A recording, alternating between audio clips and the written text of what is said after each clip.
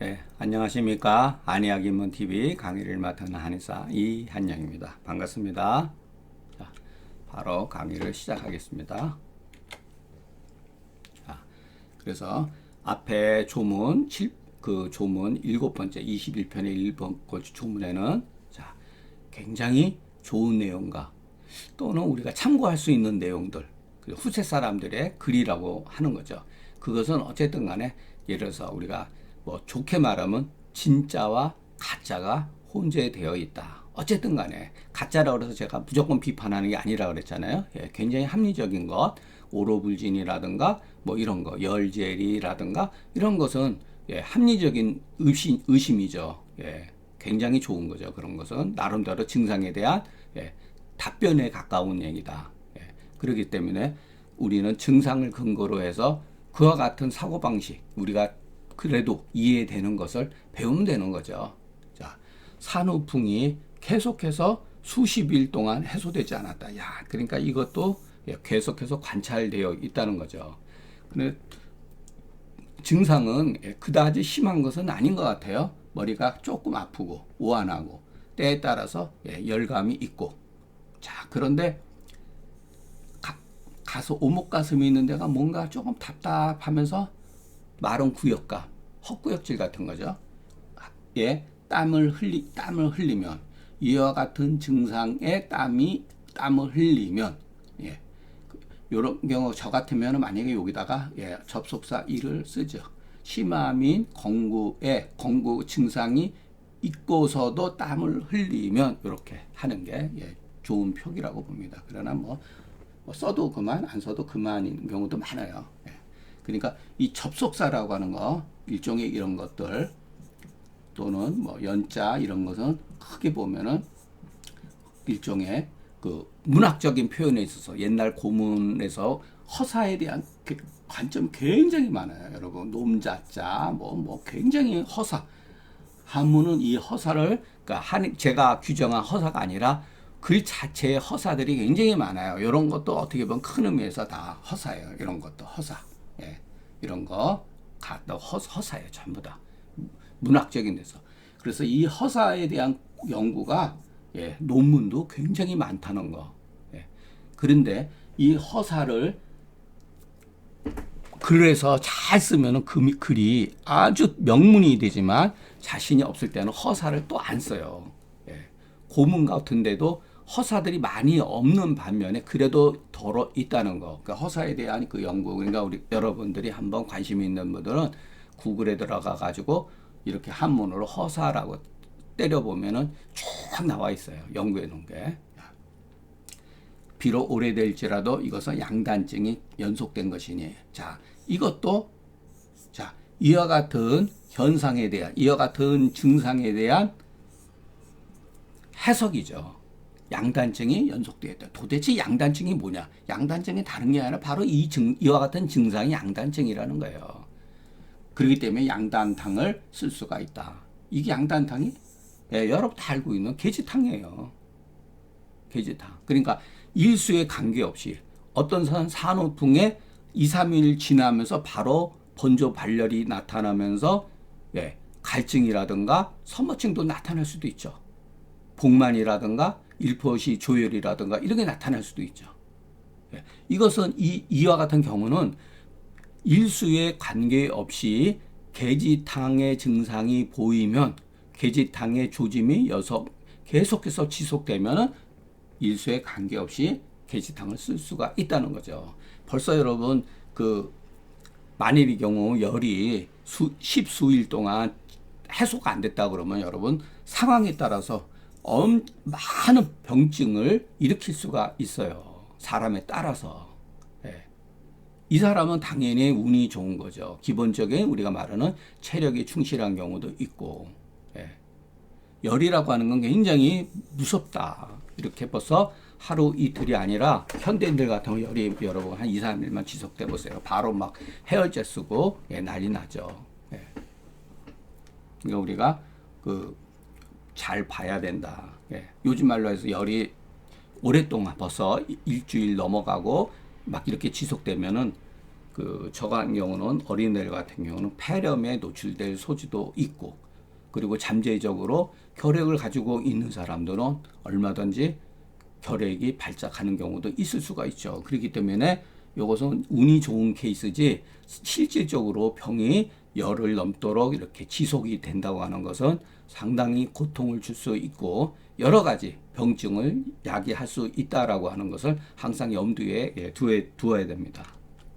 자, 머리가 가볍게 통증이 있고 오한 시시유혈의 계지탕으로 치료하고, 심화미나나 미그 심화자의 가히 양단탕하니, 이것은 바로 계지탕에다가 황금을 집어넣은 거다. 그러니까 우리가 황금이라고 하는 약을 어디다 쓰느냐, 심화비에 이것을 대표적인 거예요. 소위 말해서 사심탕에 들어가는 약물에는 반드시 황금이 들어가야 된다는 거.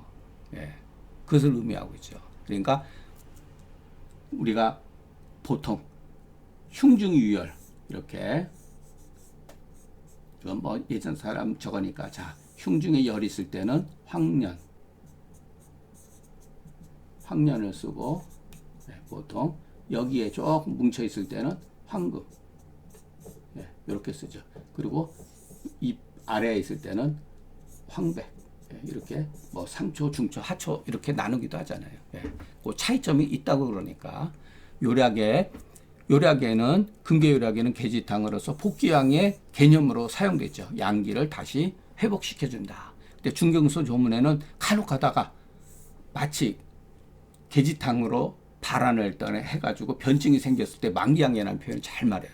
그러니까 이런 말이 잘못 우리한테 편견을 조장했다는 거예요. 개인적으로 그 계지탕의 방해했던 처방의 의도는 복귀양보다는, 만기양보다는 복귀양이 더 가깝다. 그러니까 계지탕이 조금 더 발전한 게 바로 보증익기탕이라고 저는 보여집니다. 그러니까 망양시켰다라고 하는 것은, 그리고 또 그 상한론에 그 바람과다, 뭐 계지탕 복용했는데 땀을 많이 흘렸다, 이와 같은 말은 원래는 계지탕이 아니라 그 마왕탕일 수가 있어요. 그것은 이제 표기의 그 오류라고 보여집니다. 만기탕으로 죄송합니다. 마왕탕으로 혹 망양시키는 경우가 종종 있거든요. 그러니까 계지탕으로서 망양을 시킬 수가 있다라고 하는 거는 조금 지나친 표현인데, 그것도 사람에 따라서 그럴 수가 있다는 거예요. 그런데 금계요략 조문에서는 그냥 계지탕에다가 기본방으로 쓰는 거죠. 황금을 집어넣었다. 그러니까 이 변증의 예전 사람들이 얼마나 나름대로 합리적으로 뛰어났다고 하는 것을 우리가 알 수가 있습니다. 이 처방을 통해 가지고. 그러니까 우리는 사실 계지탕을 잘 모르는 경우가 많아요.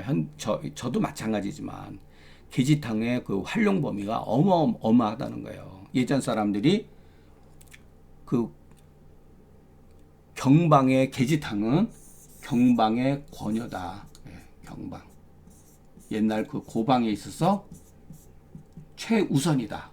가장 먼저 파악해야 되는, 가장 많이 변증에 사용된 게 바로 마왕탕보다도 계지탕이라는 거예요. 계지탕의 변증이 엄청나게 많이 있잖아요. 이게 수십 가지가 있잖아요.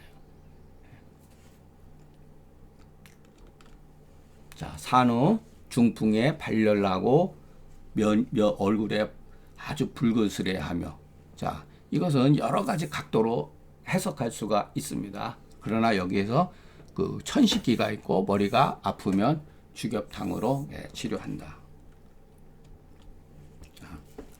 중풍 발열, 면 정적, 천이 두통자는 우리가 앞서서 배운 말대로 울모증과 사실은 흡사한 거죠. 울모증이 다른 게 아니에요. 굉장히 뭐 크다란 증상보다도 이와 같은 기분 나쁜 게 있을 수가 있는 거니까. 근데 그 사람이 땀이 없고서 양기가 불우를 한 경우는 마왕탕으로 치료하고, 그러니까 대양증 같은 거죠. 그러니까 대양증에는 치료하는 게 그 사역탕 쓰는 경우, 통맥 사역탕을 쓰는 경우가 있어요. 정말로 망양증에 빠졌을 때. 근데 이것은 또 이런 거예요.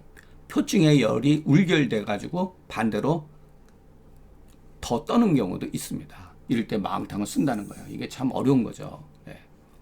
또 하어 복음에서 면대양자 제가 말씀드린 일단 진무탕이나 통맥사약탕 같은 거를 얼마든지 쓸 수가 있다.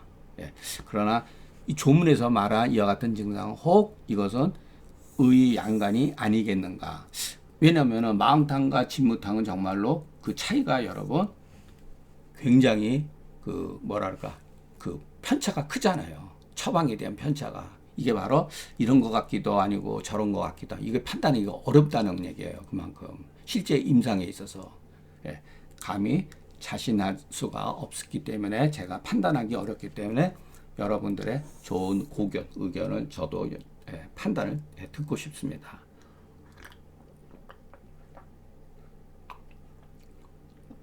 만약의 경우 이와 같은 환자들이 왔을 때 와 이거 정말 고민이에요. 고민. 어떻게 보면 예. 예, 주겹탕이라고 하는 것은 주겹, 갈근, 방풍, 길경, 계지, 인삼, 부자, 대추, 예, 그리고 생강 이렇게 쓴다고 그러는데 또 경한강에 예를 들어서 뭐 대부자 뭐 한 매를 더 쓰고 그 구토가 있을 때는 뭐 반화를 쓴다. 그런데 저는 뭐 이 처방을 일단은 왜 그러냐면은 솔직히 해서 이해를 잘 못해요. 예. 이것은 그 정말로 그 방풍이라든 약성이라든가 이것은 뭐 자주 쓰는 약이지만 상한원방에서 뭐 거의 보여지지 않았던 그 같은 약물이고 예. 예. 갈근에다가 또 부자를 이렇게 또 썼다. 주겹을 쓰면서 이렇게 썼다. 이게 이제 약의 그 배합 과정에 있어서 이해가 안 닿는 부분이에요, 여러분. 솔직히 얘기해서. 예. 주겹은 정말로 그 청열지제로서 예를 들어서 스트레스를 많이 받고 가슴이 답답할 때 주겹은 정말 차로 먹어도 좋고, 예. 그냥 해도 되는데, 근데 여기에서 부자하고 과연 주겹을 이렇게 같이 쓸 수가 있는가. 예. 또 갈근을 쓰면서 주겹과 갈근은 서로 이렇게 상호 이렇게 연관성이 있고 서로 이렇게 쓸 수가 있는 약인데 이 갈근하고 부자를 같이 합방해서 쓸 수가 있는가? 저는 이 배합 관계에서 약물의 이 배합 관계에서 이렇게 아직도 이해가 잘 안 됩니다. 이런 것들은. 예. 그러니까 저도 많은 편견을 가지고 있다는 거예요. 사고방식에 있어서 이 처방을 받아들이기 아직은 어려운 단계라는 거죠. 그 입장에서. 이거에 대해서 의심이 많이 돼요, 여러분. 예. 그래서 제가 앞에서 이런 말을 쓴 거예요. 예. 이 처방을 보면은 상열 하한증인데 어떨 때는 통맥사역탕이나 진무탕을 쓰면서 여기서는 왜 이렇게 그냥 양쪽을 다 상열도 치고 하한도 치료하는 이와 같은 약을 구사했을까? 이런 것은 다소 그 후세방에 그와 같은 그 후세 사람의 그 처방이 들어온 것은 아니겠는가 이런 생각이 저는 개인적으로 들었습니다. 그렇기 때문에 제가 그 이 조문에서 그 여러분들의 의견을 자신할 수 없기 때문에 여러분들의 의견을 듣고자 이렇게 글로 남긴 것입니다. 여기 또 인사말을 안 썼네요. 죄송합니다. 오늘 강의는 여기서 마치겠습니다. 경청해 주셔서 감사합니다. 이거 굉장히 오래전에 써놓은